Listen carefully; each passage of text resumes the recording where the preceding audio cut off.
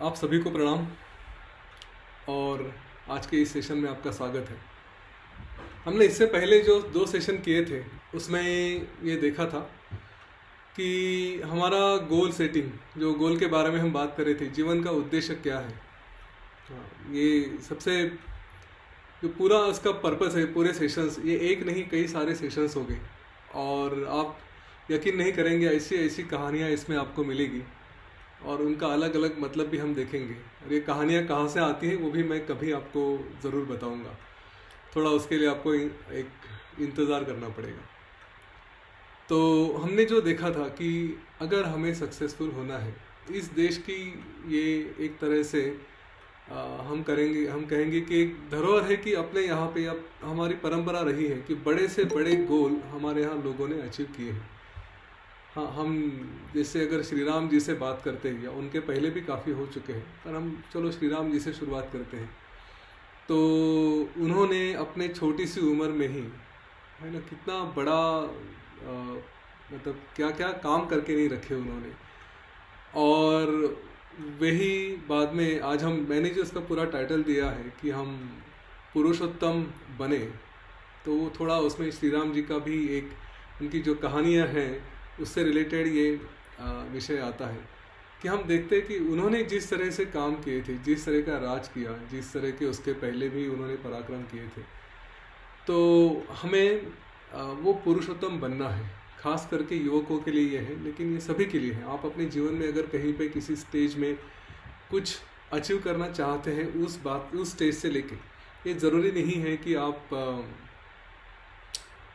20 के ही हो या 40 के ही हो, है ना। इस्कॉन की स्थापना जिन्होंने की थी वे उनके 60-65 साल की उम्र में थे। उन्होंने वहाँ से वो काम शुरू किया था और आगे लेके गए थे। तो ये ज़रूरी नहीं है कि कोई हमारी उम्र का कोई बंधन हो। यहाँ पे आप कहीं से भी शुरू कर सकते हैं। जीवन में अभी भी काफ़ी समय है, अगर आप कुछ करना चाहते हैं तो अभी शुरुआत कर सकते हैं, कोई प्रॉब्लम नहीं है। तो हम श्री राम जी को आदर्श रख रहे हैं। बाकी जितने भी हमने आदर्श लिखे थे, हमारे सेशन में शुरू में बात की थी कि चाहे वे मोदी जी हो, चाहे एपीजे अब्दुल कलाम हो, चाहे सचिन तेंदुलकर हो, जो भी है। मैं थोड़ी सी अभी समरी ले रहा हूँ, काफ़ी लोग नए हो सकते हैं। तो इन लोगों ने अपने जीवन में जो भी प्राप्त करना चाहा वो उन्होंने प्राप्त करके रखा। उनको कोई ऐसा नहीं कि दिक्कतें नहीं आई, समस्याएं तो काफ़ी आई होगी, लेकिन वे वहाँ पे पहुँच गए जहाँ पे उनको पहुँचना था। तो क्या किया उन्होंने, और क्या हम वो वहाँ पे पहुँच सकते हैं जो हम चाहते हैं? क्या हमारे साथ वो हो सकता है? कई बार हमने देखा है कि हमारे साथ युवक कई बार ऐसे ऐसे सपने देखते हैं, जीवन में कुछ कुछ करना चाहते हैं, लेकिन कहीं तो आधे अधूरे सपने छोड़ के फिर बैठ जाते हैं। तो क्या होता है, इन सारे सपनों को पूरा करने में क्या कठिनाई आती है, वो हम सारी बातें देखेंगे। उनको कैसे पार किया जा सकता है वो देखेंगे। तो ये सारे गोल सेट करने में सबसे पहले सेशन में हमने एक छोटी सी बात देखी थी। वो बात क्या थी कि हमें जो चाहिए, जिसको हम फ्रीडम कहते हैं, हमें कुछ करने की एक सहूलियत चाहिए, हमें कुछ फ्रीडम चाहिए कि हम कुछ कर सकें। तो वो जो हम चाहते हैं उसको हम कहते हैं कि ये मुझे जो पसंद है मैं वो करूँगा। और अगर वहाँ पे हम नहीं पहुँच सके, जो पसंद है वो नहीं कर सके, तो फिर जो भी आते हैं हमारे सामने, जो भी बात आती है सामने, उसको हम स्वीकारते हैं, लेकिन उसको इतने मन से नहीं स्वीकारते।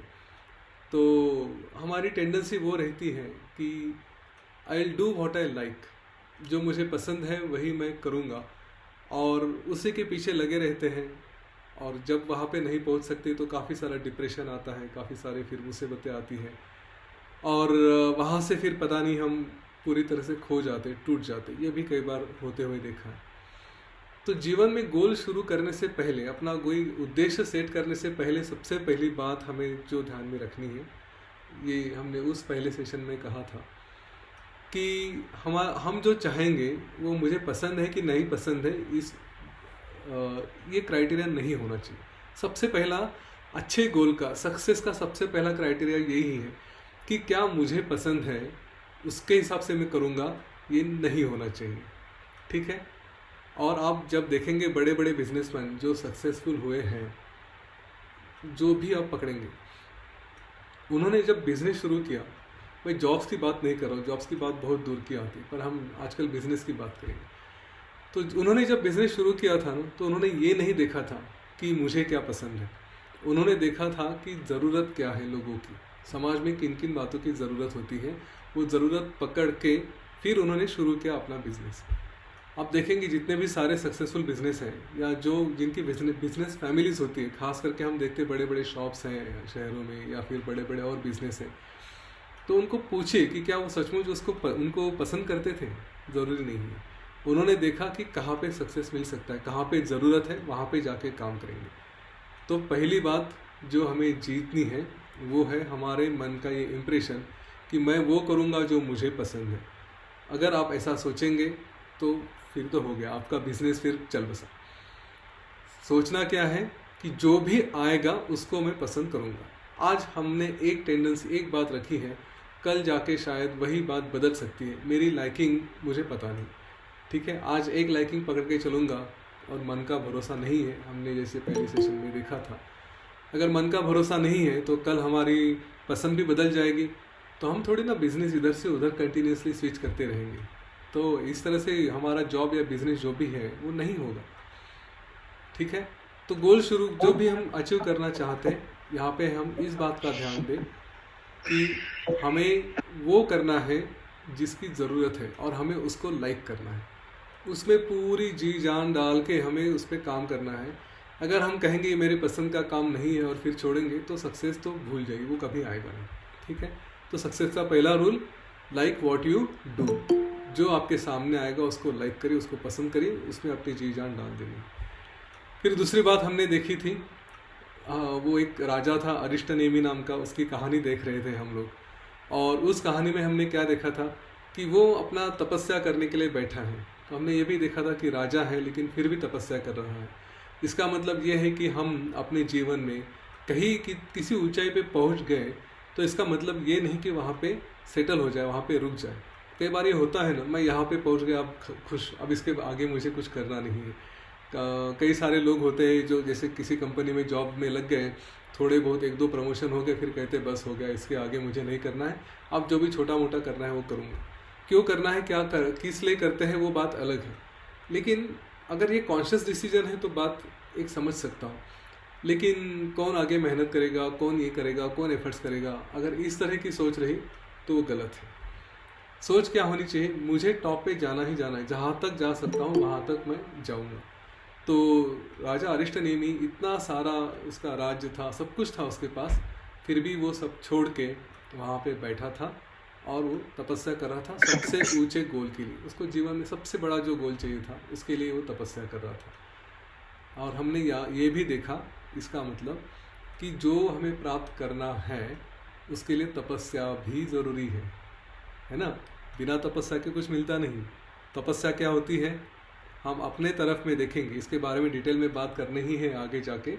लेकिन तपस्या के एक छोटा सा मीनिंग ये है कि अगर हम किसी चीज़ को पकड़ने के लिए बैठ गए, जैसे कि आप स्टूडेंट हैं, यूपीएससी की तैयारी कर रहे हैं, तो आपकी तपस्या होनी चाहिए। तपस्या में फिर क्या होता है, एक बार समझिए आपने प्रैक्टिस पेपर सॉल्व करने के लिए घर पे बैठे, तो ना बीच में भूख लगेगी, ना दोस्त का फ़ोन आएगा, ना किसी की आवाज़ सुनाई देगी, या कोई आके डिस्टर्ब भी करने की कोशिश कर रहा है तो भी हमारा ध्यान उधर नहीं जाएगा।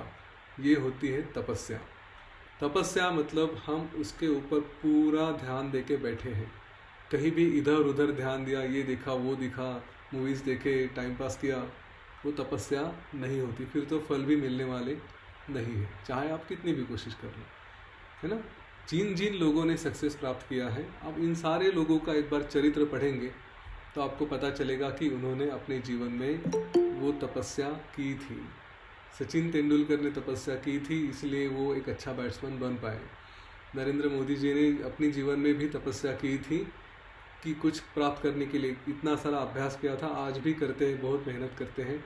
गुरुदेव श्री श्री रविशंकर जी ने भी तपस्या की थी, क्या क्या नहीं उन्होंने किया था कि आज आर्ट ऑफ लिविंग इतना बड़ा बन चुका है।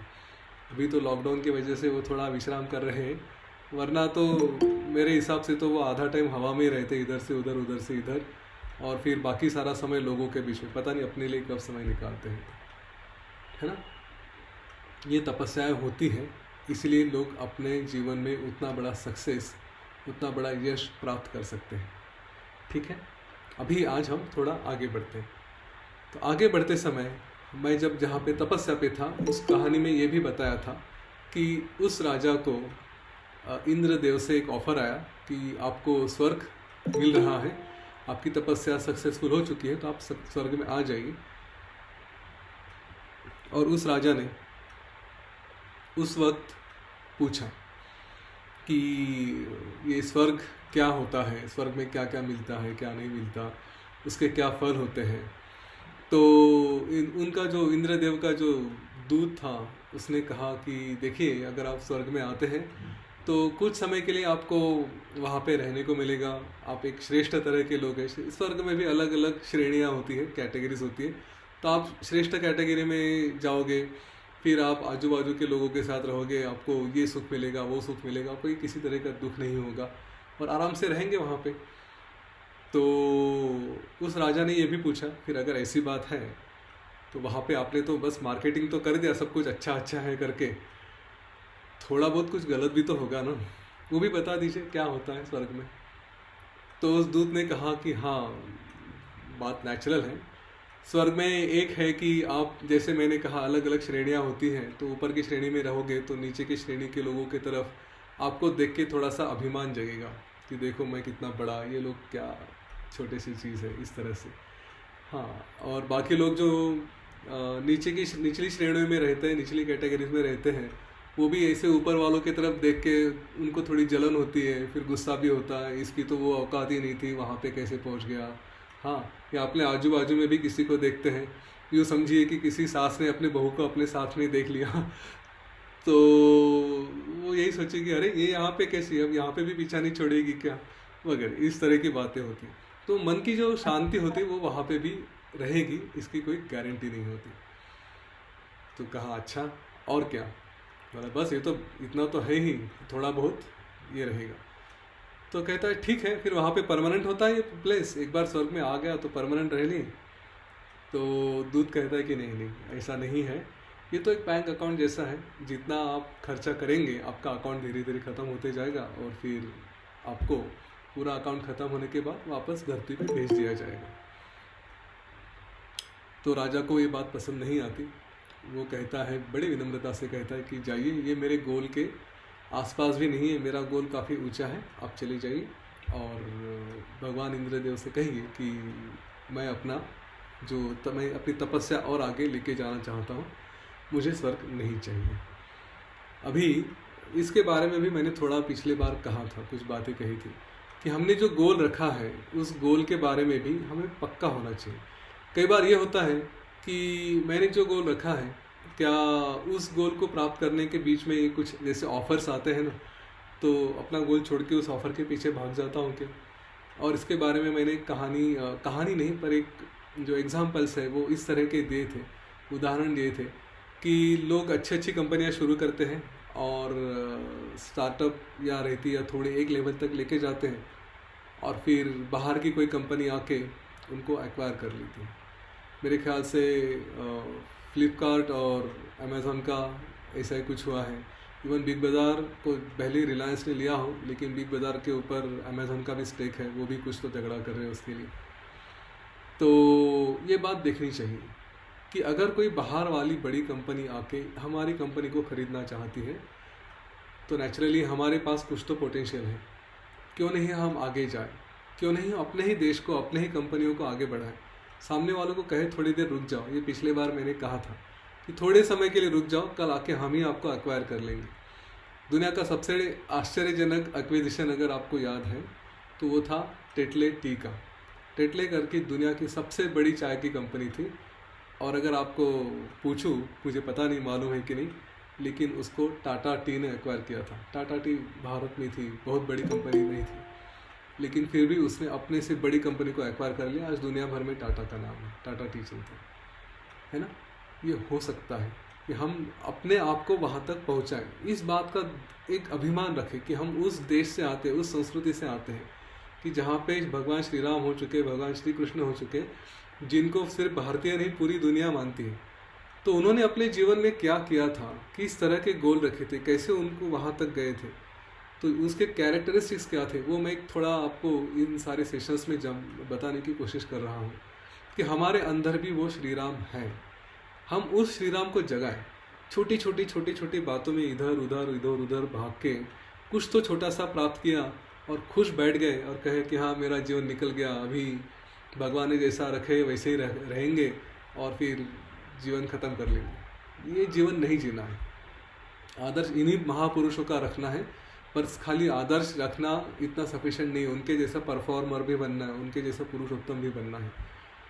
तो ये सारी चीज़ों की जब शुरुआत हम करते हैं, हमें हमारे गोल्स अचीव करने के लिए शुरुआत करते हैं, तो सबसे पहले क्या आता है कि हमें क्या अचीव करना है, मेरे जीवन में मुझे क्या प्राप्त करना है।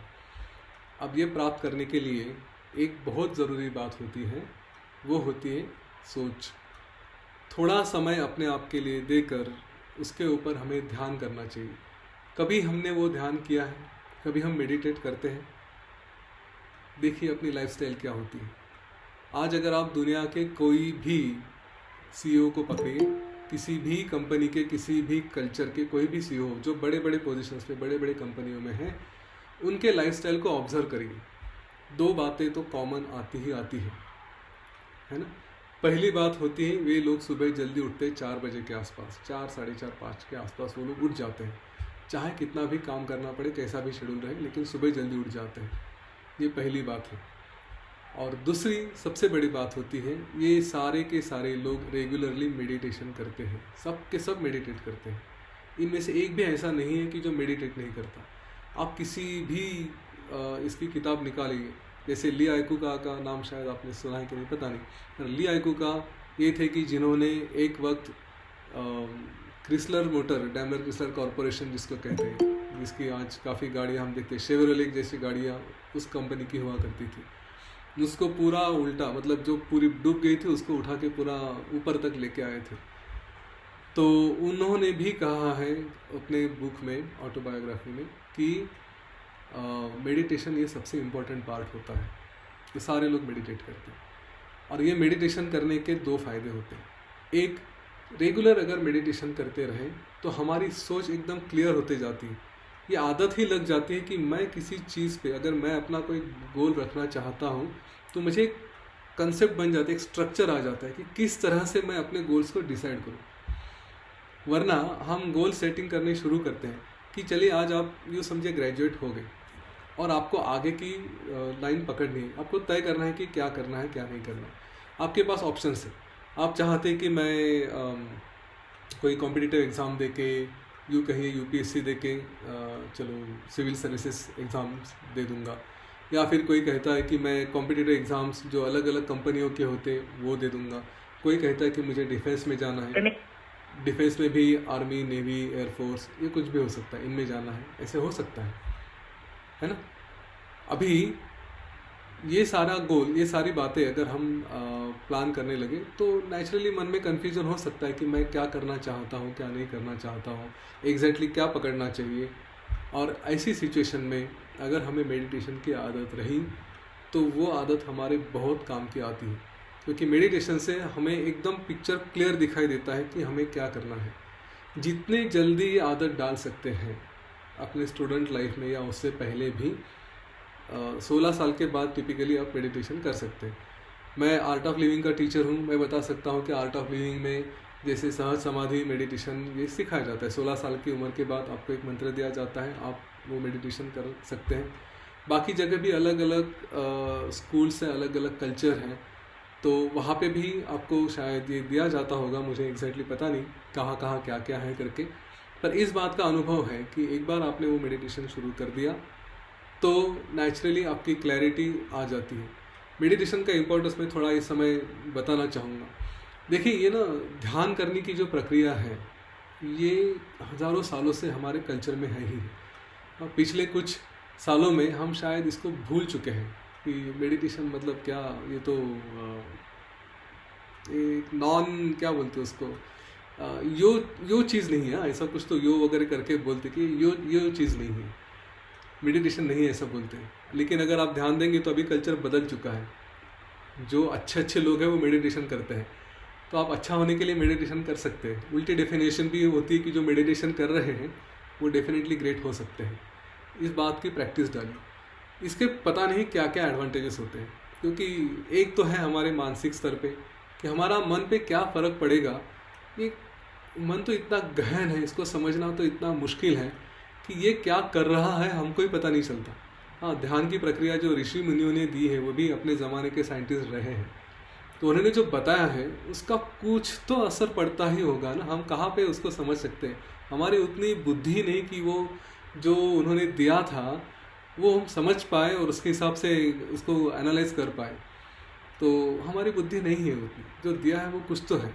कुछ लोग ज़रूर कहते होंगे कि नहीं इससे ये इफ़ेक्ट दिखे है, उससे वो इफ़ेक्ट दिखे, मतलब पॉजिटिव इफ़ेक्ट दिखे हैं करके, पर वो भी हमारी रिसर्च की लिमिटेशन में दिखे हैं। हाँ, ये इस बात को मानना पड़ेगा कि हमारा जो साइंस है वो भी आज लिमिटेड है, पूरे शरीर को ढंग से नहीं समझ पाया, पूरे मन को साइंस आज भी ढंग से नहीं समझ पाया। अभी भी रिसर्च चल रहा है, साइंस पे काफ़ी काम चल रहा है। अगर सारी चीज़ें साइंस को समझ में आ जाती तो वो कहते कि बस हो गया, साइंस में और कुछ करने के लिए बचा ही नहीं, साइंस इज़ ओवर। पर ऐसी बात नहीं, आज भी हम अपने शरीर को समझने की कोशिश कर रहे हैं। ये कोरोना वायरस ने हमें एक थोड़ा सा सबक सिखाई दिया ना कि साइंस अभी उतना पहुंच नहीं गया है कि तुरंत हमको सब पता है और सबका सोल्यूशन निकाल सकते हैं। नहीं है, वो आज भी रिसर्च चल ही रहा है। तो ये जो बातें हैं ध्यान की, वो और हो सकता है 50-100 साल के बाद और भी रिसर्च आएगा और फिर बताएगा कि हाँ ध्यान के फ़ायदे ये होते हैं, ध्यान से मन में ये होता है, ध्यान से शरीर में वो होता है। पर तब तक हम रुके क्यों? किसी ने दिया है, ऋषि मुनियों ने, तो पकड़ के चालू कर देते हैं। तो पहली बात तो वो होती कि ध्यान जीवन में होना चाहिए रेगुलरली। ओके, ये कहीं से भी पकड़ के लेके आओ आप, लेकिन डेली मेडिटेशन करो, गायत्री मंत्र का जप करना है। या सबसे अच्छी बात तो वही है कि अपने आप पे ध्यान करें, कहीं से सीख ले, मतलब वो उसके लिए गुरु की आवश्यकता होती है, अपने आप से नहीं करें, किसी और से ले लें। तो ध्यान एक बार शुरू कर दिया तो पहला एडवांटेज होता है कि हमारी क्लैरिटी एकदम पक्की होती है। दूसरा सबसे बड़ा एडवांटेज होता है कि हमारा इंट्यूशन क्लियर हो जाता है। थोड़ी भी गलत इधर उधर सोच आनी शुरू हो गई तो हमारा इंट्यूशन कहता है कि नहीं, कुछ तो गड़बड़ है, इसके पीछे मत जा। और ये दो चीज़ें हमारे साथ जब रही तो हमारे गोल्स हम एकदम आसानी से फिक्स कर सकते हैं, क्योंकि तुरंत आप पेपर लेके बैठेंगे। आप ये एक्सरसाइज ज़रूर करिए। आपने अभी तक अगर आपके जीवन में क्या प्राप्त करना है, क्या नहीं करना है, इसके बारे में नहीं सोचा है या कुछ नया करना चाहते हैं, जो भी आपकी एज है उस हिसाब से आप ये पेपर पेन लेके बैठिए और इसमें से सबसे पहली बात छोड़ दीजिए कि मुझे क्या पसंद है। सबसे पहली बात ये देखिए कि आप जो कुछ भी करना चाहते हैं क्या उससे किसी को फ़ायदा हो रहा है क्या। अगर आप आर्टिस्ट हैं तो भी आपकी वजह से किसी को फ़ायदा हो सकता है। ये मत सोचिए कि मैं पेंटर हूँ और फिर सिर्फ अपना मन बहलाने के लिए मैं पेंटिंग करूँगा, ज़रूरी नहीं है। लोग पेंटिंग्स को देख के भी अलग तरह से खुशी प्राप्त करते हैं। संगीत आप किसी का सुनते हैं तो हमारा भी मन एक तरह से हल्का हो जाता है। वैसे ही कोई एग्जीबिशन गैलरी में अगर जाके देखते हैं, पेंटिंग देखा तो हो सकता है कि जो देखने वाला है उसको एक अलग तरह से आनंद मिले, पता नहीं उस पेंटिंग में वो क्या देख ले। तो मैं पेंटर हूँ, मुझे पेंटिंग में आनंद मिलता है, ये सोच नहीं होनी चाहिए। मेरा पेंटिंग किसी को खुशी दे सकता है इसलिए मुझे पेंटिंग करना है, हमारी सोच वो होनी चाहिए। एक बार इस तरह की सोच डेवलप हो गई कि मैं जो करने वाला हूँ क्या उससे किसी को फ़ायदा हो सकता है क्या, इसका पहले अपने आप को पूरा क्लियर आंसर होना चाहिए। एक बार ये आंसर हो गया कि हाँ मैं जो भी करूँगा उससे आंसर हो सकता है, तो देखिए ऐसे कितने कितने चॉइसेस हो सकते हैं। आप सोचेंगे कि आपके पास 3-4 चॉइसेस है, 1 है, 2 है, 3 है, 4 है, और फिर इनमें से आपको बेस्ट चूज़ करना है। तो फिर उसके बाद के आगे के जो पॉइंट्स आते हैं वो मैं आपको बताऊँगा। सबसे पहली बात है कि क्या ये टाइम के ऊपर खड़ा रहेगा। हमने शायद पिछले बार इसके बारे में कहा था कि कोडैक कंपनी थी, कोडैक के रोल्स, कैमरा रोल्स एक ज़माने में आया करते थे। अभी कोडैक पता नहीं कहाँ है ना। उस समय तो बात ये थी कि दुकान में जाओ, मांगो तो कोडैक मांगो।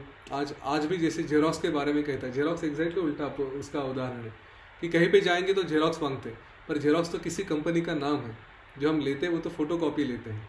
तो आज भी जेरोक्स के मशीन चल रहे, अच्छे से चल रहे हैं, लेकिन कोडैक का नाम शायद हमें कहीं दिखाई नहीं देता। तो क्या मैं जो कर रहा हूँ वो टाइम के स्केल पे चलेगा क्या? अगर कल जाके टाइम बदलता है, कोई सिस्टम बदलती है, तो मैं सस्टेन कर पाऊँगा? मैं जो भी अपने जीवन में करना चाहता हूँ वो वहाँ पे टिकेगा कि नहीं टिकेगा? अगर आप जैसे एक रिसेंटली बीच में उदाहरण आया था, आजकल काफ़ी लोग लैंग्वेज सीखना चाहते हैं, फॉरेन लैंग्वेज सीखना चाहते हैं, कोई जर्मन सीखना चाहता है, कोई जापानीज सीखना चाहता है, उसमें एक्सपर्ट बनना चाहते हैं। मैं उसको किसी को डिस्करेज नहीं करना चाहूँगा, लेकिन एक ज़माने में इसका बहुत ज़्यादा इम्पोर्टेंस हुआ करता था कि जो लिंग्विस्टिक्स हैं, जो ट्रांसलेटर्स हैं, उनका बहुत एक अस्तित्व हुआ करता था, माना करते थे उनको। अभी इसका इम्पोर्टेंस कितना रहा है मुझे पता नहीं, मेरे ख्याल से थोड़ा कम हो चुका है। आपको इसके बारे में एक किसी अच्छे क्षेत्र में जाके किसी अच्छे एक्सपर्ट से इसके बारे में पूछना चाहिए कि मैं अगर जर्मन लैंग्वेज सीखना चाह रहा हूँ तो मेरा गोल क्या होगा, मैं आगे जाके क्या करने वाला हूँ इसमें। तो वो शायद बोल सकता है कि भाई आजकल तो आर्टिफिशियल इंटेलिजेंस आ गया, यहाँ पे आदमी बोलता है तो 10 लोगों को, किसी को जर्मन में सुनाई देगा, किसी को जापानीज़ में सुनाई देगा, किसी को इंग्लिश में सुनाई देगा अगर मैं हिंदी बोल रहा हूँ, या किसी को रशियन में सुनाई देगा। तो ये तो लाइव ट्रांसलेशन है, लाइव ट्रांसलेशन भी है और उसका लाइव ब्रॉडकास्ट भी हो रहा है तुरंत, इमीडिएटली। इतनी टेक्नोलॉजी डेवलप हो चुकी है, तो क्या आपको स्कोप है उसमें? थोड़ा सोचिए कि टेक्नोलॉजी कहाँ से कहाँ तक आई है, कहाँ पे जाने वाली है। मेरा जो डिसीजन रहेगा, क्या वो इस टेक्नोलॉजी को सस्टेन कर पाएगा, क्या अगर टेक्नोलॉजी चेंज हो गई तो मैं उसमें टिक पाऊँगा। इस तरह का पहला निर्णय होना चाहिए कि अगर वक्त बदल गया, अगर दुनिया बदलने लगी, टेक्नोलॉजी बदलने लगी, तो मैं अपने आप को उसमें एडजस्ट कर पाऊँगा या नहीं कर पाऊँगा। ये सबसे पहला सवाल आना चाहिए। उसके बाद जब अपने गोल से दूसरा सवाल होना चाहिए। पहला सवाल क्या था कि जो मैं करने जा रहा हूँ उससे किसी को फ़ायदा हो रहा है। दूसरा सवाल है कि मैं टाइम पे उसके जब वक्त चेंज हो जाएगा तो ये मेरा जो गोल है वो टिकेगा या ढह जाएगा, है ना। ये दूसरी बात होगी। तीसरी बात, अगर हम देख रहे हैं कि इस गोल में मैं स्केल कर सकता हूँ क्या, हाँ, ये भी हमें ध्यान में आना चाहिए। कभी मेरे दिमाग में आया था कि मैं जैसे शेयर मार्केट के क्लासेस लेता हूँ तो मैं पोर्टफोलियो भी मैनेज कर लूँ। अब पोर्टफोलियो मैनेज करने के लिए मेरे सामने ऐसा ऑप्शन आया कि चलो 10 लोगों के ऑफर्स हैं, उनके पैसे वो किसी अकाउंट में डालेंगे, उनके बिहाफ में शेयर खरीदूंगा, बेचूंगा, इस तरह के कुछ तो ऑप्शंस आए थे। पर जब ये प्रश्न मन में आया कि क्या मैं स्केल कर पाऊँगा, तो पता चला कि नहीं कर पाऊँगा। मैं 2 लोगों के, 4 लोगों के, 10 लोगों का शायद बिजनेस मैनेज कर पाऊँगा, उनके लिए शायद ट्रेडिंग कर पाऊँगा। लेकिन जब यही 50-100 हो जाएंगे तो मेरे अकेले से तो नहीं होगा, फिर मुझे टीम बढ़ानी पड़ेगी। अब मेरे जीवन का गोल क्या था, मैंने आपको पिछले सेशन में भी बताया है। ये शेयर ट्रेडिंग और ये जो भी है ट्रेनिंग क्लासेस वगैरह सब कुछ है, ये मेरा सेकेंडरी गोल था। ये जो अभी चल रहा है ये मेरा प्राइमरी गोल है, इसी के ऊपर मुझे ध्यान देना था। तो नेचुरली मैं ऐसे जो बाकी ऑफर्स आ रहे थे, हाँ, उनके तरफ मैंने अपने आप को डिस्ट्रैक्ट नहीं होने दिया। वही राजा की बात कि अपना गोल क्या है उसके ऊपर नज़र रखें, और फिर बीच बीच में जो ऑफर्स आते रहते हैं अपने आप को खींचते डिस्ट्रैक्ट। ये तो हमेशा की लड़ाई रहती, क्योंकि शेयर मार्केट जैसा एरिया है ना, वहाँ पे इतना सीखने के लिए है, इतना कुछ है कि आप वेब खोलो, नेट खोलो तो पता चल जाता है कि ये है, वो है, वो है, और बार बार मन उधर भागने को कोशिश करता है, और बार बार वो दिमाग कहता है कि अरे इधर नहीं, इधर, ये अपना गोल है। ये तो ऐसे ही बीच बीच में आते जाएगा उठाकर खींचने के लिए। हाँ, तो इस बात का बहुत हमेशा अलर्ट रह के काम करना पड़ता है। तो आपको भी वो देखना है कि आप जब कुछ करेंगे तो क्या आप स्केल हो पाएंगे। पहली बात, स्केल हो पाएंगे मतलब आपके अगर क्लाइंट्स बढ़ते, एक ने कहीं तो सर्विसेज की बात की थी कि मैं पुणे में बहुत सारे ओल्ड एज लोग हैं, उनको सर्विस चाहिए। आपको ये कंसेप्ट अगर किसी को चाहिए एम्प्लॉयमेंट के लिए, अपने बिजनेस के लिए, तो ले लीजिए कि बहुत सारे ओल्ड एज पीपल हैं जिनको इंटरनेट का पूरा ज्ञान नहीं है, तो उनके बिल भरना है, या अभी पेंशन का है, लाइफ सर्टिफिकेट है, कई सारी चीज़ें होते हैं, बिल बना के देना है, कुछ मेडिसिन ला के देना, ऐसे 1000 काम होते हैं। वो थोड़ा ढंग से उसके ऊपर प्लान करके सर्विसेज देना शुरू करें तो उसकी जैसी सर्विस नहीं। हाँ, आप एक तरह की नीड भी एड्रेस कर रहे हैं। यहाँ पे देखिए आप स्केल कर पाएंगे क्या, उसमें कितना पैसा आएगा, वो पैसा आपके लिए सफिशिएंट होगा क्या, आप अकेले कितने लोगों को एड्रेस कर सकते हैं, अगर आपको उससे ज़्यादा कर रहे हैं तो कितने लोग आप एड्रेस कर पाएंगे। कैसे लोग बढ़ाएंगे। एक बिजनेस के जो एक और इम्पॉर्टेंट एस्पेक्ट आता है कि आप स्केल कर पाएंगे क्या। चौथी बात आती है कि ये मेरे कैपेसिटी में है, अगर मुझे कुछ हो गया, कल कम ज़्यादा हो गया, तो ये बिज़नेस का क्या होगा, जो मेरे ऊपर डिपेंडेंट है उनका क्या होगा, ये भी आपको प्लान करना चाहिए। ठीक है, ये सारी चीज़ें मिलके आपका एक गोल तय करती है कि हाँ इस तरह से प्लानिंग किया जाए, इस तरह से गोल को डिसाइड किया जाए और फिर आगे बढ़े।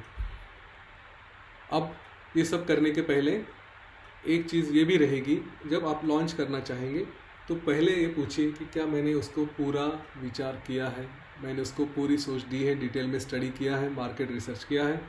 अगर ये नहीं किया, कई सारे मैंने देखे हैं, मेरे कुछ दोस्त हैं जीवन में पता नहीं अभी तक 12-15 बिजनेस तो कर चुके हैं और फिर भी कहीं पे भी नहीं, बस एक्सपीरियंस आते गया, पर वो तो वही एक ही जगह लाइन में ऐसे ऐसे ऐसे ऐसे इधर उधर घूम रहे, ऊपर जा ही नहीं रहे। ये नहीं होना चाहिए। आप देखिए जो खास करके वेस्टर्न कल्चर में ना ये बड़ी मतलब स्ट्राइक होने वाली बात है, वो लोग एक चीज़ को पकड़ते हैं, एक ही चीज़ को पकड़ते हैं और उसी में अपनी जी जान डाल के उसको सक्सेस कराते हैं। ये नहीं होता, उससे पहले वो पूरा रिसर्च करेंगे, पूरी स्टडीज़ करेंगे, इतना पक्का है। ऐसे मन में आया और उठ के बैठना चालू कर दिया, ऐसे नहीं है। लेकिन जब पकड़ेंगे तो उसके पीछे लगे रहते, उसके लिए जो जो आजू बाजू में करना पड़ेगा, थोड़ा फ्लेक्सिबिलिटी दिखानी पड़ेगी, ये करो वो करो, है ना, ये सब करते जाएंगे, लेकिन आगे आगे बढ़ते ही जाते, वहाँ पे सक्सेसफुल होते हैं। और हमारे यहाँ हम देखेंगे तो एक आदमी पता नहीं कितने बिजनेसेस लेके फिर कभी तो पता चलता है कि कहीं पे नहीं पहुँचा करके, राइट। तो ये जो पहला स्टडी होना चाहिए कि मैं जो करने जा रहा हूँ क्या वो सही है, क्या मैं कर सकूँगा, और अपनी कैपेसिटी पे डाउट लेने की ज़रूरत नहीं है, लेकिन उसमें जो भी पैरामीटर्स लगेंगे वो मेरे साथ है नहीं है और इससे मैं आगे जा सकूँगा कि नहीं जा पाऊँगा, ये आप देखिए। ठीक है, एक बहुत क्लासिकल एग्जांपल था, एक ट्रैवल कंपनी थी, मतलब जैसे आज आप रेडियो कैब्स की वगैरह देखते हैं, ओला उबर वगैरह जैसे। By the way in companies में ओला उबर या एयरबीएनबी जो घर मैनेज करती है, इनका खुद का इन्वेस्टमेंट ज़ीरो है। जो भी थोड़ा बहुत मैन पावर रहा होगा, ऑफिस थोड़ा सा कहीं सेट किया होगा वही, बस बाकी इन्होंने ना एक कार खरीदी है ना एक घर खरीदा है, लेकिन फिर भी अच्छा बिजनेस कर रहे हैं। क्यों? क्योंकि बिजनेस का एक रूल उन्होंने फॉलो किया, बिजनेस से दूसरों के पैसे से किया जाता है, अपने पैसे से नहीं है। कार आप खरीदो, कार का मेंटेनेंस आप करो, कार का जो भी पेट्रोल भरना है, जो करना है वो सब आपकी जिम्मेदारी, मैं आपको खाली कस्टमर ला के दूंगा, इतना मेरा काम। एक पैसे का इन्वेस्टमेंट नहीं है इनका। एक सॉफ्टवेयर बना दिया, लाइफ टाइम के लिए चलता गया, टाइम चेंज हो जाए, कुछ हो जाए, उसमें एडजस्ट करो, रेंट आपको चेंज करना है या पर किलोमीटर रेट चेंज करना है वो कर दीजिए। आपके पास आज 100 कारें हैं, 100 के 1000 हो जाए, कोई प्रॉब्लम नहीं, सॉफ्टवेयर मैनेज कर लेगा, है ना। पूरे जो डेफिनेशंस है उसमें ये सब आ गए। टाइम पे स्केल हो सकता है, टाइम पे चेंज हुआ चल जाएगा, स्केल कर सकते हैं, अपने आप के ऊपर टोटल डिपेंडेंस नहीं है, आप हो नहीं हो सॉफ्टवेयर मैनेज कर लेगा, है ना। ये सारी बातें उन्होंने की, अपना जेब से पैसा भी हार्डली कुछ डाला है। तो ये मॉडल्स को थोड़ा समझिए, इनको देखिए कि किस तरह से लोगों ने बिजनेसेस चालू किए और उस हिसाब से आप कर सकते हैं। आप अगर कहेंगे कि मैं वड़ा पाव का ये लगाऊंगा, स्टॉल लगाऊंगा, ज़रूर लगा सकते हैं। देखिए उसको स्केल कैसे करेंगे। आज आप 10 कस्टमर 15, 20, 50, 100 मैनेज कर लेंगे एक स्टॉल पे, 1000 कस्टमर आपको करने हैं तो कैसे करेंगे, है ना। उसको आपको हैंडल करना आना चाहिए। तो इस तरह से गोल सेटिंग की जाती है, ये दूसरी बात होगी। अभी एक चीज़ हमें करनी आनी चाहिए, वो है ना कहने की एबिलिटी। हम जब भी अपने गोल पे अड़े हैं, जो भी गोल हम अपने जीवन में जो उद्देश्य प्राप्त करना चाहते हैं, देखिए आपका उद्देश्य कुछ भी हो सकता है। मैं यहाँ पे मटेरियलिस्टिक गोल्स की बात कर रहा हूँ, लेकिन अभी मैं जानता हूँ यहाँ पे काफ़ी लोग हैं जो स्पिरिचुअल बैकग्राउंड से, आध्यात्मिकता है उनकी प्रायोरिटी, अपने जीवन में वो अपने आप को आध्यात्मिक लेवल पे कहीं पे ले जाना चाहते हैं, तो उनके साथ भी यही सेम प्रिंसिपल अप्लाई होंगे। और मैं एक बड़ी मज़े की बात बताना चाहूँगा कि आप अपने स्क्रिप्चर्स अगर पढ़ेंगे ना, जो भगवत गीता समझिए या योग वशिष्ठ जैसी किताब है, अगर आप इनको पढ़ते हैं तो ये जो वहाँ पे एक दूसरे को मतलब जो प्रश्न किए गए हैं या उसके उपदेश किए गए हैं, भगवान श्री कृष्ण ने जो अर्जुन को उपदेश किया है या ऋषि वशिष्ठ ने जो भगवान श्री राम जी को उपदेश किया है, उनको ना थोड़ा मटेरियल एंगल से देखना शुरू करें। आपको पता चल जाएगा कि आपको जीवन में वो मुक्ति कब मिलेगी, मैं सक्सेसफुल कब होऊंगा, मेरे को मन की शांति कब मिलेगी, ये सब बातें जब होगी तब होगी। पर आपकी डेफिनेशन से आपको जो सक्सेस पाना है, आज आपको जो भी प्राप्त करना है, परीक्षा में पास होना है या कुछ करना है, तो उसके लिए ये सारी जो बातें यहाँ पे बताई गई ना स्पिरिचुअलिटी में, वो सारी बातें एज इट इज़ अप्लीकेबल होती है, एकदम पक्की लग जाती है, उसमें कोई डाउट ही नहीं है। ठीक है, ज़रा अप्लाई करके कोशिश करिए, देखिए कि क्या बताया गया है और क्या मैं इसको अपने जीवन में यहाँ पे अप्लाई कर सकता हूँ। थोड़ा कोशिश, थोड़ा प्रयत्न करिए, आपको पता चल जाएगा कि अरे हमारे ग्रंथों में तो कितना कुछ है। आप विश्वास नहीं करेंगे, अपना भगवत गीता के ऊपर मैनेजमेंट कोर्सेस है, लोगों ने उस पर पीएचडी की पीएचडीज लेके गए हैं, पता नहीं कितने लोगों ने पीएचडी की है, और उसके ऊपर वो पीएचडी मतलब वो गीता में क्या बताया गया है अध्यात्म की दृष्टि से उस पर नहीं, वो तो होगी होगी, पर उसमें मैनेजमेंट के मंत्र क्या क्या दिए गए हैं और उसको कॉरपोरेट में कैसे अप्लाई किया जाए, इसके ऊपर लोगों ने पीएचडी की है, उसके ऊपर लोग सेशंस भी लेते हैं और पता नहीं क्या क्या उन्होंने काम करना शुरू कर दिया। कॉरपोरेट में भगवत गीता है, वही प्रिंसिपल अप्लाई करने के लिए, यहाँ तक हमारे ग्रंथों की वैल्यू होती है। एक छोटा सा उदाहरण देता हूँ, फिर आगे बढ़ते हैं। हमें उपवास करने के लिए कहा गया है। उपवास किस लिए करते हैं? उपवास इसलिए करते हैं कि हम हमारे मन को समझ सकें। शरीर की शुद्धि तो होती ही होती है, लेकिन हमारे मन की भी शुद्धि होती है कि, और ये भी होता है कि क्या हमारे मन में उतनी ताकत है, क्या हम वो अचीव कर सकते हैं जो हम चाहते हैं। एक छोटा सा उदाहरण हमारे सामने उस उपवास के रूप से आ जाता है। यूँ समझिए कि जैसे महाशिवरात्रि का उपवास हमें करना है, काफ़ी सारे लोग करते हैं, तो अगर वो करना है तो करना है, बस मैंने तय कर लिया। अब सुबह हो गई, फिर थोड़े दोपहर होने को आई, तो अभी भूख लगी, तो फिर नहीं उपवास तो कड़ा करना है, कुछ भी नहीं खाना है। फिर नहीं, अब वो माँ कह रही है या फिर पत्नी कह रही है कि आपको पीपी पड़ जाएगा, आपको ये हो जाएगा, वो हो जाएगा। होता कुछ नहीं, आदमी हट्टा कट्टा होता है, तो फिर नहीं, अपने आप को ही ना वो एक तसल्ली देना शुरू करते हैं, रीजंस देना शुरू करते हैं कि नहीं पित्त बढ़ जाएगा, मेरा हीट बढ़ जाएगी, तो फिर थोड़ा खा लेता हूँ। और क्या खाते हैं? वही खाते हैं जिससे हीट बढ़ जाती है ना। तो ऐसी चीज़ें करते करते हम अपने संकल्प से ढीले पड़ जाते हैं और वहीं पे हमारी परीक्षा हो जाती है कि क्या हम अपने गोल्स पे अड़े रह सकते हैं। हमने एक छोटी सी चीज़ तय की थी कि एक दिन का उपवास करेंगे, खाली पानी पे रहेंगे और कुछ नहीं खाएंगे, बस दूसरे दिन उपवास छोड़ देंगे। हम उसके ऊपर टिके रहें क्या? नहीं रहे। इसका मतलब क्या है? हमारी मन की कमज़ोरी है। हम वहीं पे अपने मन से खुद ही हार गए। कल जाके हमें कुछ बड़ा गोल प्राप्त करना है, वो कॉन्फिडेंस रहेगा ही नहीं कि आप कुछ कर सकते हैं करके। ऑन द अदर हैंड आप ये उपवास करिए, और ऐसा कहा गया है कि जब ये कट्टरता होती है ना, कर्म कांड के बारे में, जब ये कट्टरता होती है, जब उसकी डिसिप्लिन बनी रहती है, तो अपने जीवन में भी लोग उस तरह से सक्सेस पाते हैं। कई सारे लोग ऐसे होते कि जो सुबह जब तक पूजा नहीं होती उनके घर में, खुद पूजा नहीं करते, तब तक खाना नहीं खाएंगे, खाने का कुछ भी नहीं खाएंगे। तो वो एक डिसिप्लिन बन जाती है। हमारे कल्चर में ये जो सिस्टम्स लाए गए हैं, छोटी छोटी बातें हैं, ये इसलिए है, भगवान का डर दिखाने के लिए है, ओके। पर उसका इफेक्ट अगर देखेंगे तो ये लोग अपने लाइफ में सक्सेसफुल होते हैं। मेरे उदाहरण को गलत मत लीजिएगा, लेकिन हमारे जो मुसलमान भाई होते हैं, भाई बहनें, ये लोग जब रोज़ा करते हैं तो सूर्योदय के पहले खा लेते हैं और फिर सूर्यास्त तक कुछ नहीं खाते। पूरे खाते क्या, पीते भी, पानी भी नहीं पीते। क्या स्ट्रॉन्ग रिजोल्यूशन है उनका, अपनी कमिटमेंट उनकी अपनी तरफ होती है, इसलिए अपने क्षेत्र में वो आगे भी बढ़ते हैं। उसका एक अनफॉर्चुनेट साइड ये भी है कि जो टेररिस्ट हैं, जिनका डिटर्मिनेशन इतना स्ट्रांग होता है कुछ करने के लिए, वो भी उतने ही कट्टर होते हैं। वो भी अपने समय में वो भी रोज़े पालते हैं। जहाँ तक मैंने सुना है कि उनके भी रोज़े होते हैं, वो भी उस समय पूरा नहीं करते, क्योंकि उनकी वो जो अपब्रिंग, उसके जो उनकी क्या कहेंगे उसको, मेंटालिटी जिस तरह से बनाई गई है, पूरा ऊपर वाले के ऊपर भरोसा रख के, और अपना डिवोशन उन्होंने अपने नेगेटिव काम को ही से लेकिन दिया होता है, और उसको मजबूत करने का काम यहाँ इस तरह के रोज़े रखने जो होते हैं उसकी वजह से होता है। उनको एक कॉन्फिडेंस होता है, मैंने कुछ तय किया तो कर लूँगा। तो जो मैं अपने कल्चर के बारे में बता रहा था कि एक उपवास जैसी चीज़ हमें बताती है कि हम जो करना चाहते हैं वो कैसे कर सकते हैं। तो उसके बारे में हम अभी कह रहे थे कि मैंने जो गोल तय किया है, क्या मैं उसके लिए कमिटेड हूँ, कितना फिक्स हूँ, मेरी ध्यान इधर उधर जाएगा क्या, इस बात का ध्यान रखें। और जब हमें कोई ऑब्स्टेकल्स आते हैं या कोई ऐसे ऑफर्स आते हैं, तो उसका हम ना बोल सकते हैं क्या, ये जो ना बोलने की कला है ये बहुत इम्पोर्टेंट है। जीवन में कई बार हम ऐसी ऐसी चीज़ों को हाँ बोल देते हैं जो हमें करनी नहीं होती, पता नहीं क्यों, लेकिन ये होता है कि मुझे कुछ करना नहीं है, ना पसंद है, लेकिन फिर भी मैं हाँ बोल देता हूँ, ना नहीं बोल सकता।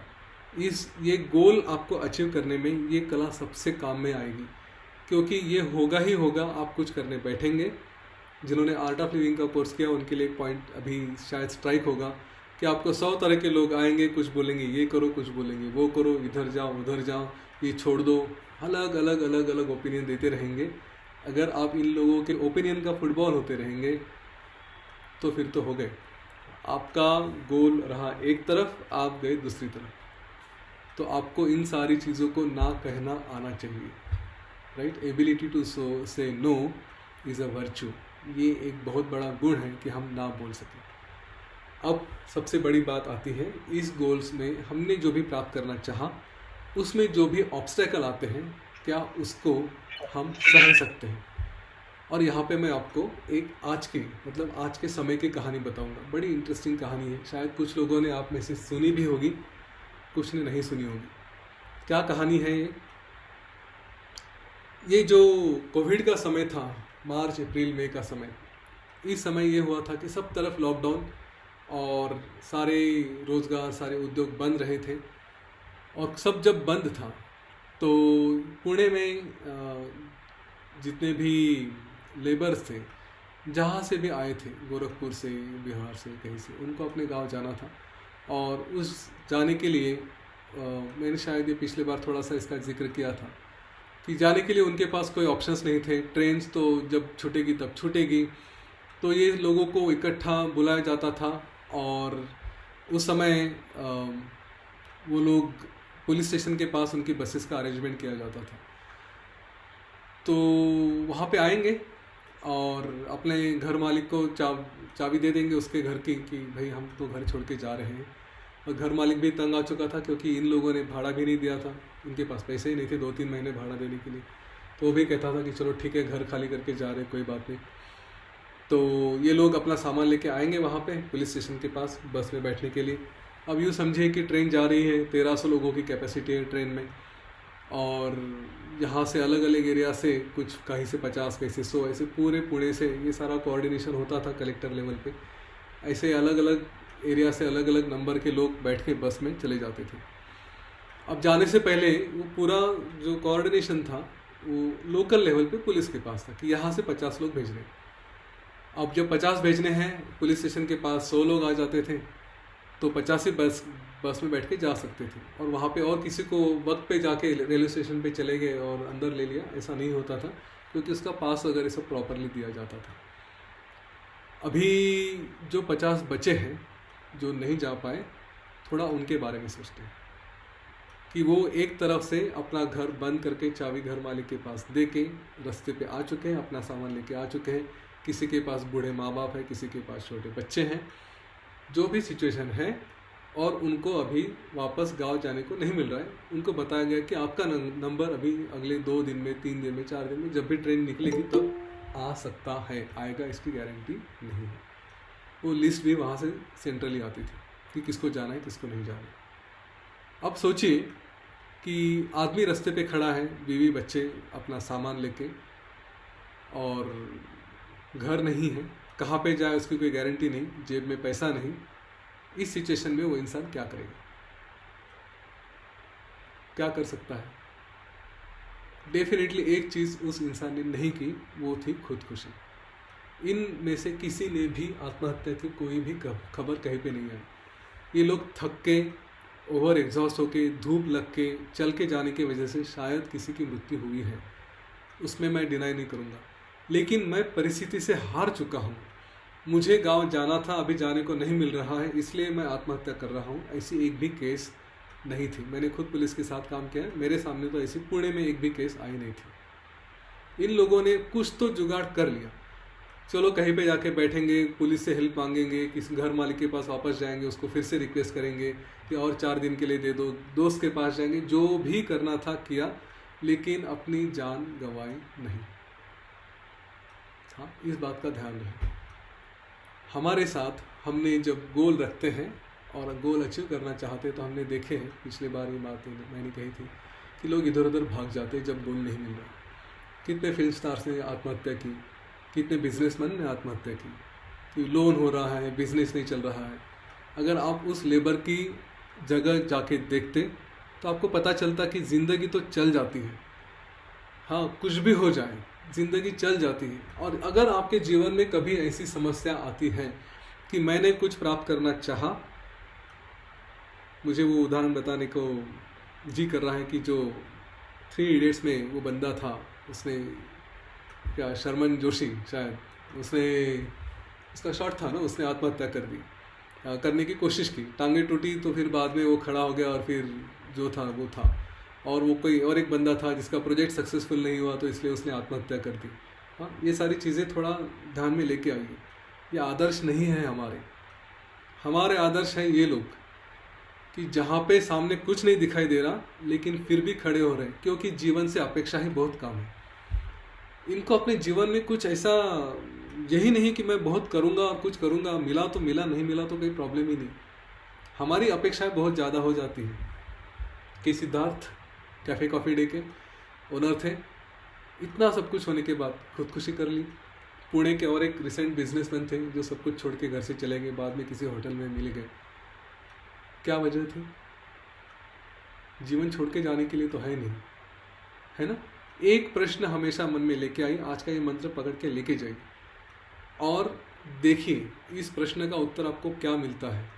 जो मिलता है उसको वही प्रश्न फिर से पूछिए, उसका जो उत्तर आएगा उसको फिर से वही प्रश्न पूछिए, और ये प्रश्न पूछते पूछते पूछते पूछते एक समय पहुंच जाइए जहाँ पे आपको उत्तर मिलेगा कुछ नहीं होता, कुछ भी फर्क नहीं पड़ता, हम आगे बढ़ सकते हैं, वापस आ सकते हैं जीवन में। वो प्रश्न है सो व्हाट, राइट। अगर आज मैं कहूँ कि मैं परीक्षा को बैठ रहा हूँ, या उस बंदे का उदाहरण लेते हैं जिसका प्रोजेक्ट फेल हो गया था और जिसने आत्महत्या कर ली थी, उसका नाम क्या था, जॉय या कुछ तो था, और प्रोजेक्ट फेल हो गया।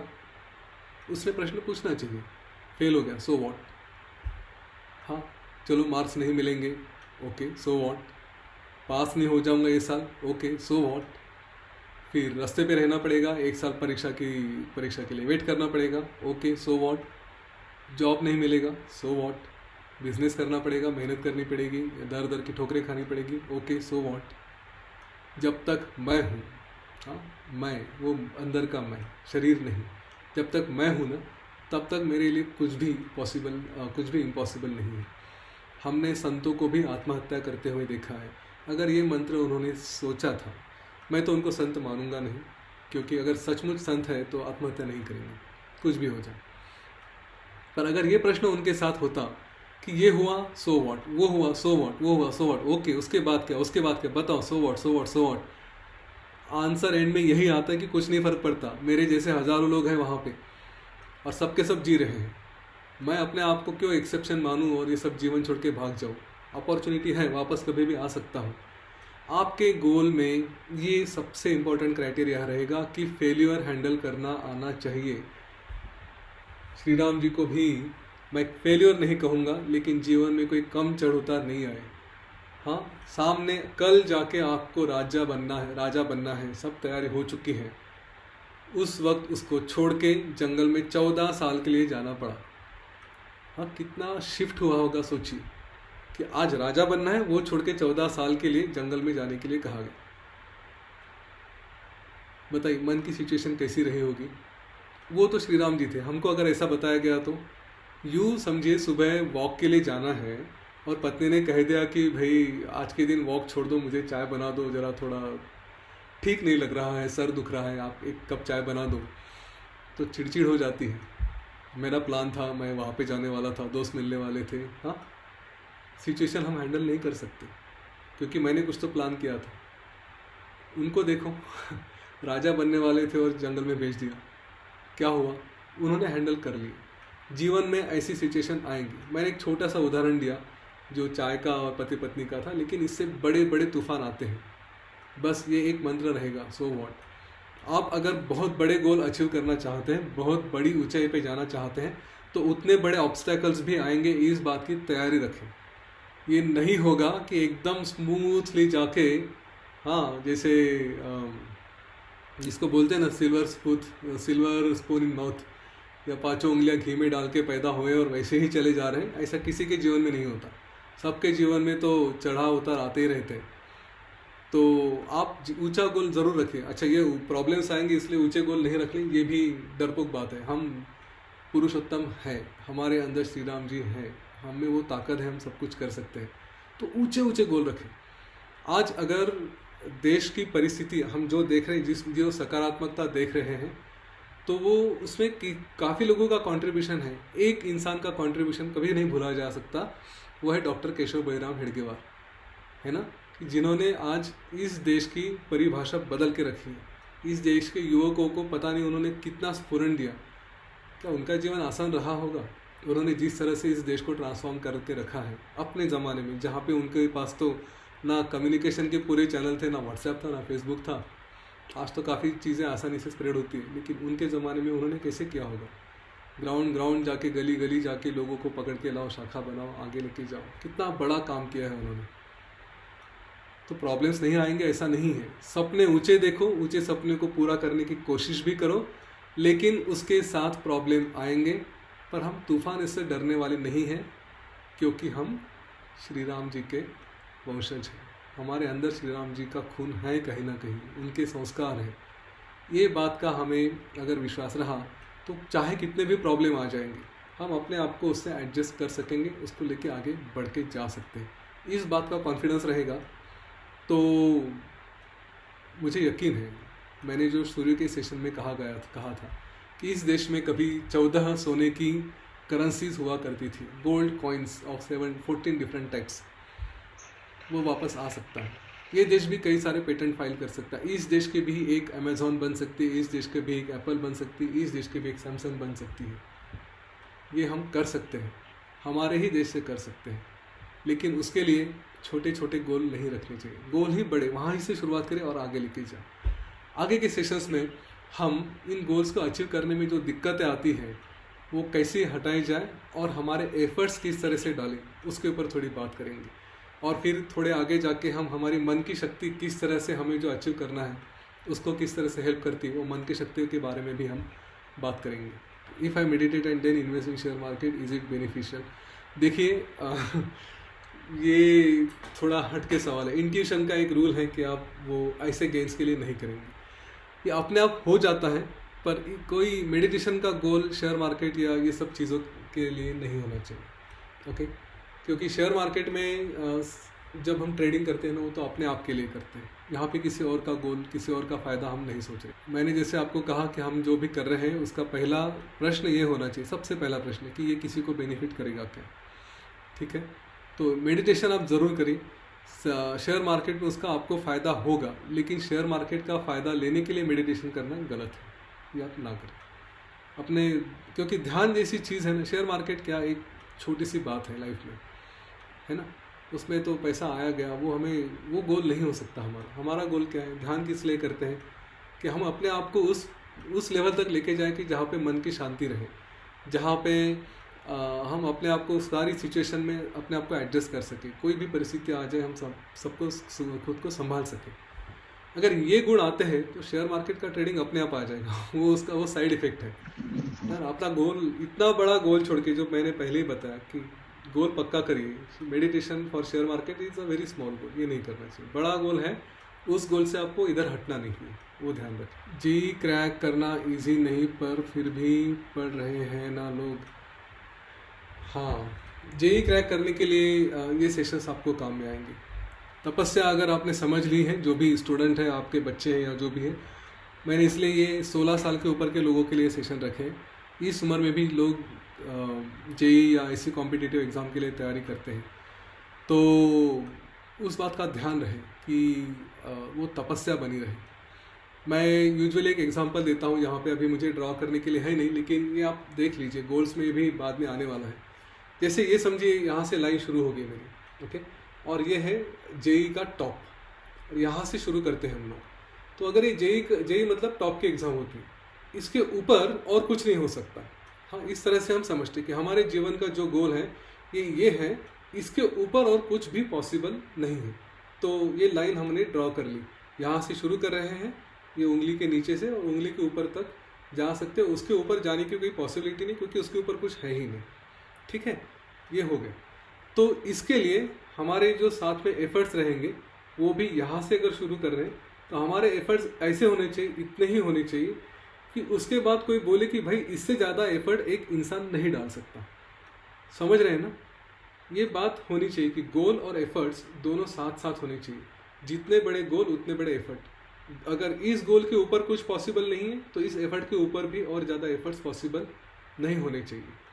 अगर आप आपके एफर्ट्स को कम लेके आएंगे तो आपका गोल भी नीचे नीचे आते जाएगा। यूँ समझिए, जेईई और इंजीनियरिंग के एग्ज़ाम्स के बारे में अगर बात करनी है तो आप अगर फुल टाइम पढ़ाई कर रहे हैं कंटिन्यूसली तो साथ में नेचुरली आपका गोल पॉसिबल है कि जो आप जेईई का दे रहे हैं। लेकिन आपने पढ़ाई करते करते मूवीज़ देखना शुरू किया, आपने फिर मैचेस देखना शुरू किया, तो आपके एफर्ट्स कम होते जा रहे हैं। जैसे आपके एफर्ट्स कम हो गए, आपका गोल भी जेईई से फिर आरईसी या एनआईटी में आएगा, फिर प्राइवेट इंजीनियरिंग कॉलेजेस में आएगा, फिर शायद कोई और रिमोट इंजीनियरिंग कॉलेजेस में, इस तरह से आते जाएगा। और अगर आपके बच्चे इसको पढ़ाई कर रहे हैं, आज करेंगे कल जाके करेंगे, तो इनको एक थोड़ा सा फाइनेंस समझा दीजिए। हुआ तो हुआ, नहीं हुआ तो उसके ऊपर कभी गुस्सा मत करना, कभी दुखी मत होना। पर ये फैक्ट अगर समझ सकते हैं तो अच्छा है। सब बच्चे समझेंगे ऐसा ज़रूरी नहीं है, लेकिन ये एक फैक्ट अगर उनके दिमाग में डाल दिया तो शायद उनको थोड़ा एक उसका सिंसियरिटी आ जाएगा। फैक्ट क्या होता है कि आईआईटी या एनआईटी जो नेशनल इंस्टीट्यूट ऑफ टेक्नोलॉजीज़ हैं, यहाँ पे अगर आप एडमिशन लेते हैं या कोर्सेज करते हैं तो आपकी 4 साल की फ़ी लगभग 1 लाख से 3 लाख के बीच में हो जाएगी ना। उससे कम ही हो सकती है, लेकिन ये समझिए कि थोड़ा खींच खाच के इधर उधर से खाना पीना जो भी है, हॉस्टल, 1 लाख से 3 लाख के बीच में आपकी पढ़ाई वहाँ पे ख़त्म हो सकती है। अभी ये जो स्टूडेंट है, ये समझिए आपके पास पैसा है, ये जो स्टूडेंट है जो वहाँ पे जाने वाला है, जो एग्ज़ाम दे रहा है, प्रिपरेशन कर रहा है, अगर उसने ईमानदारी से मेहनत की तो हो सकता है कि वो इन कॉलेजेस में जाएगा और इन कॉलेजेस में जाके उसने वो 3 लाख रुपए में अपनी पढ़ाई पूरी कर ली। अगर इसने ढंग से मेहनत नहीं की तो क्या होगा? फिर इसको जाना पड़ेगा प्राइवेट कॉलेजेस में। जैसे कि मैंने सुना है कुछ प्राइवेट कॉलेजेस जिनकी फ़ीस ये कम से कम 4 साल की अगर हिसाब लगाया जाए तो ये 20-25 लाख के आसपास तो है ही है।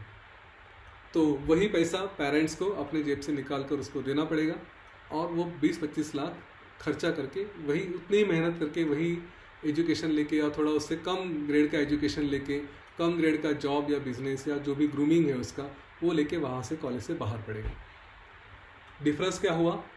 आपके पास 2 पेरेंट्स हैं, जैसे एक के पास, दोनों के पास 25-25 लाख है, लेकिन एक बच्चा अपने करियर की शुरुआत 3 लाख लेके और ये जो 25 लाख का बाकी बैलेंस है, 20 लाख का, 22 लाख का, वो अपने पास रख के वो अपना करियर आगे लेके जाता है। दूसरा, यही 20-25 लाख किसी और प्राइवेट कॉलेज वाले को दे के उसका बैलेंस उतना कम करके अपना करियर आगे बढ़ाना शुरू करता है। नेचुरली आईआईटी और ऑर्डिनरी कॉलेज का जो ग्राफ है फाइनेंस का, ग्रोथ का, वो बहुत डिफ़र करता है, बहुत आगे जाके बहुत डिफरेंस करता है। लेकिन सबसे बड़ी बात, अगर मैं एक पेरेंट हूँ और मेरे पास 25 लाख है, तो अगर मेरे बच्चे ने जाके कहीं अच्छे कॉलेज में एडमिशन ले ली कि उस पर मुझे वो 25 लाख खर्चे करने की ज़रूरत नहीं है, तो ये 25 लाख उसी के हैं, मैं थोड़ी ना ऊपर लेके जाने वाला हूँ, है ना, उसी को मिलने वाले हैं। सिंपल सी बात है। तो अगर उसको ये पता चल गया कि भाई ये पैसे अपने पिता से, अपने पेरेंट्स से तुम्हारे ही पास आने वाले हैं, ये पैसे आज भी तुम्हारे ही हैं, बस ये हाथ में रखे हैं, मेहनत करके 2-2.5 लाख में, 3 लाख में आईआईटी करो या फिर बिना मेहनत करे ये 25 लाख खर्चे कर दो, तुम्हारी जेब से ख़त्म होने वाले हैं। हम यूजुअली बच्चों को जो मेरा पैसा करके कहते हैं ना, वो नहीं, उनको इस बात की जिम्मेदारी दे दो, ये पैसा तुम्हारा है, खर्चा तुम्हारे ऊपर करने वाले हैं, तो तुम्हें अपने आप के लिए खर्चा करना है। इस बात का अगर एहसास हो गया, शायद हो सकता है पढ़ाई थोड़ी सीरियस ले करें। और दूसरी बात, कुछ प्रोफेशनल करियर काउंसलर्स होते हैं, उनको पकड़ें, वो अच्छे से गाइड करते हैं। हमारी जो ट्यूशन वाले होते हैं वो करेंगे नो डाउट, पर प्रोफेशनल करियर काउंसलर भी होते हैं, उनको भी पूछें कि पढ़ाई किस तरह से की जाए, वो ठीक से गाइड करते हैं। और उसमें जो भी 1, 2, 4, 5 हज़ार रुपये शायद लेंगे कंसल्टेंसी फ़ी, पर वो ज़रूरी है। वो एक अच्छा गाइडेंस देते हैं हमें अपना उस बच्चे को पढ़ाई करने के लिए कि किस तरह से पढ़ाई की जाए, कौन सा करियर चूज़ करना है, क्या करना है। तो वो एक एफर्ट ज़रूर लेना चाहिए। ठीक है, आपने IIT JEE का यहाँ पे रेफरेंस लिया, इसलिए मैं इसको थोड़ा उसका रेफरेंस, या we wouldn't have lost a great actor, it's not listen to me if he had done Sudarshan Kriya, और थोड़ा प्रैक्टिस करता तो भी ये हो जाता। श्री राम जी का जैसे बनना आज के युग में मुश्किल नहीं है क्या? देखिए, श्री राम जी के गुण लेने हैं हमको, हाँ, और मुश्किल बिल्कुल नहीं। ये थोड़ा प्रैक्टिकलिटी आप देखेंगे, जहाँ पे जो है वो है, उन्होंने जो करना था वो किया। रावण के सामने जाके उन्होंने अहिंसा नहीं दिखाई, समझाया प्यार से, सब कुछ किया, एक दूत को भेजा, दूसरे दूत को भेजा, सब किया, समझाया, सब किया, नहीं माना, तीर लेके चला दिया, मार डाला, खत्म, है ना। जहाँ पे जो करना है वो करना चाहिए। तो श्री राम जी के आदर्श रखें, पर वस्तु स्थिति का भी ध्यान रखें कि आजू बाजू में क्या है, प्रैक्टिकल क्या है, वो हिसाब से चले। एकदम ज़्यादा आदर्श बनने की कोशिश मत करें, अपने गोल से कभी नहीं हटना है।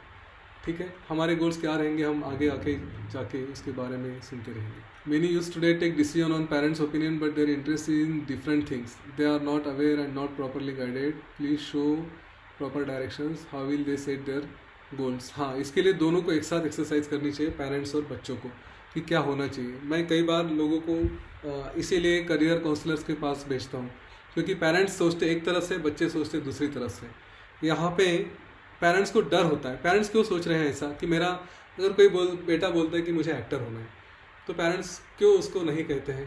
क्योंकि उनको डर लगता है कि उस फील्ड में पता नहीं क्या होगा, एक तो गंदा फील्ड हो सकता है, पता नहीं किस तरह का कल्चर होता है, अगर ये सक्सेसफुल नहीं हुआ तो क्या होगा, फिर क्या प्रॉब्लम आएंगे, ये पेरेंट्स का डर रहता है। और वो जो सही है, उन्होंने भी अपने जीवन में काफ़ी कुछ देखा होता है, तो अपनी जगह वो ज़रूर सही होते हैं। और बच्चों को लगता है कि मुझे कुछ करना चाहिए, पर जिनको लगता है, उन्होंने ये गोल सेटिंग की एक्सरसाइज की होती है क्या उन्होंने पूरा थॉट दिया है, उन्होंने एंड टू एंड पूरा सोचा है कि क्या क्या हो सकता है, और अगर फेलियर आया तो मैं फेलियर कैसे हैंडल करूँगा। यूँ मैंने कहा कि चलो मैं कोई ऑर्डिनरी डिग्री लेके चला जाता हूँ। सुशांत सिंह राजपूत की अगर बात करें तो वो इंजीनियर बन चुके थे, बन रहे थे, उसके बाद उन्होंने अपना करियर पाथ चेंज किया और फिर एक्टिंग में आ गए।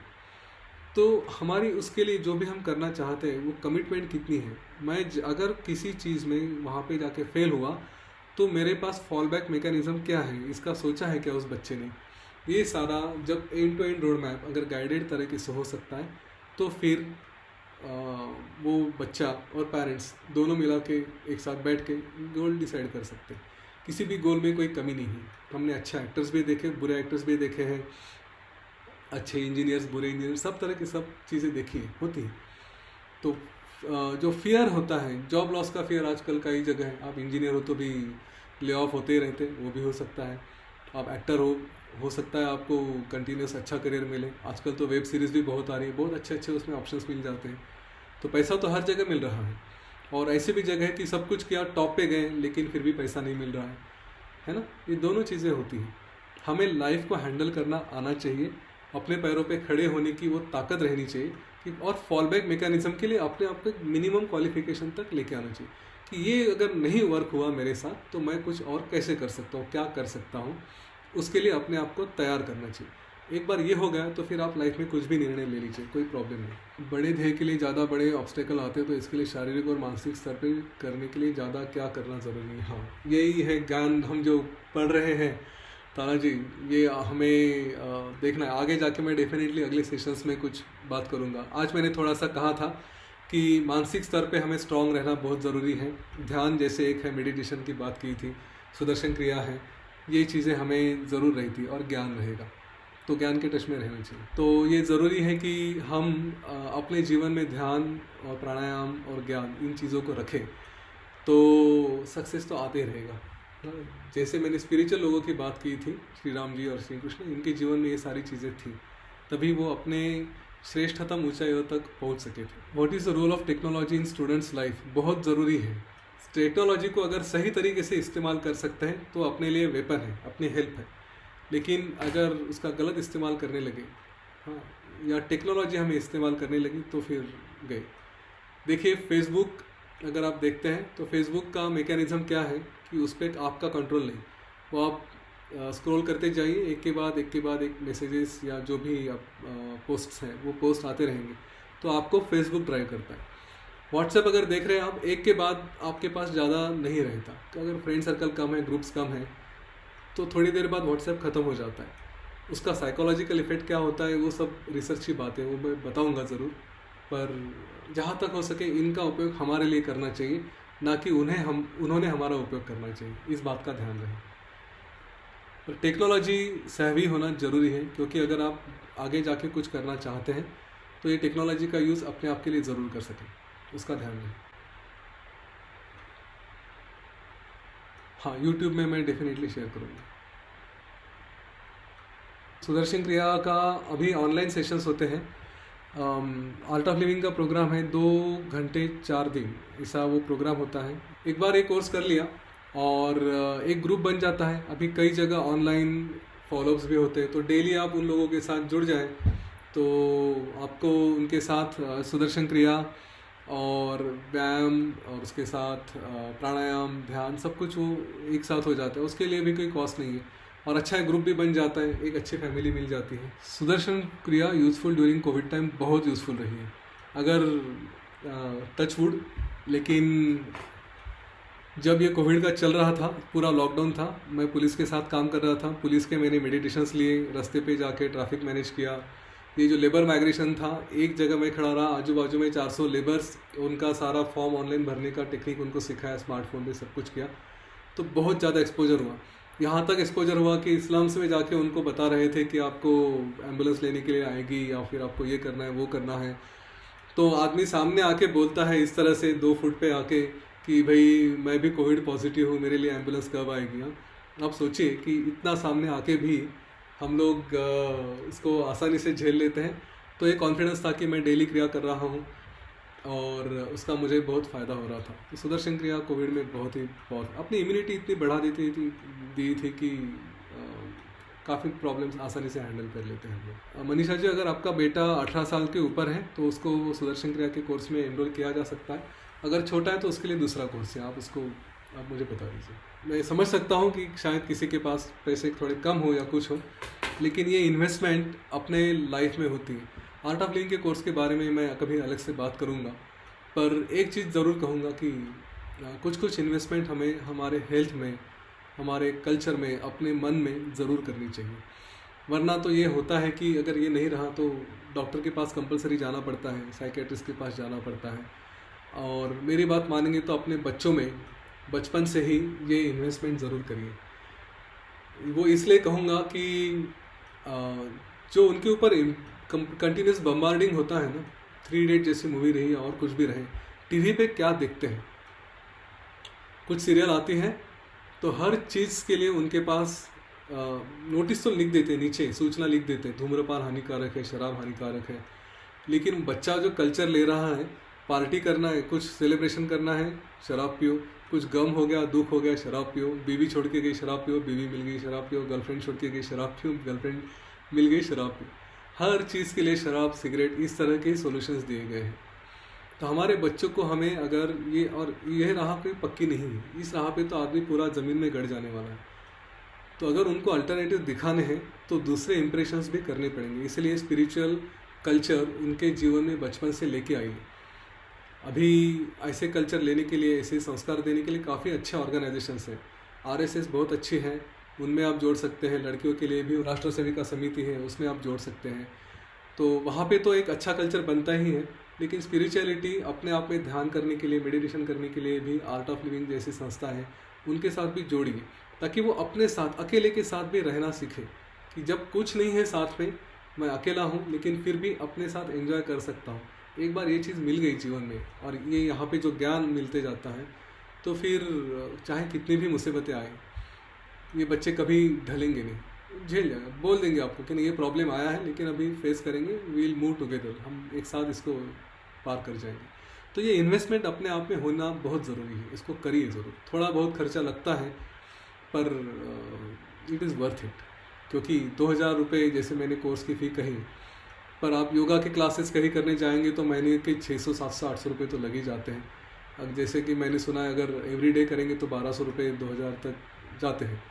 तो ये तो एक बार दे दिए, डेली सुबह उठ के आपको ऑनलाइन सेशंस मिल रहे हैं, फ्री ऑफ कॉस्ट ही हो रहे हैं। एक बार पूरा लाइफ टाइम तक आप बैठ जाइए उनके साथ, सुदर्शन क्रिया लेंगे, एक्सरसाइजेस लेंगे, सूर्य नमस्कार लेंगे, बाद में ध्यान भी करवाएंगे, ज्ञान भी आएगा, सब कुछ आएगा। तो वेरी स्मॉल इन्वेस्टमेंट वो हिसाब से देखी जाए तो फिर अगले रविवार मिलेंगे। मैसेज मैं लिंक दे ही दूंगा, और यूट्यूब चैनल को भी सब्सक्राइब करिए और मुझे पर्सनली पिंग करिएगा कोई प्रश्न है तो। थैंक यू, जय गुरुदेव, मिलेंगे अगली रविवार। शुभ रात्रि।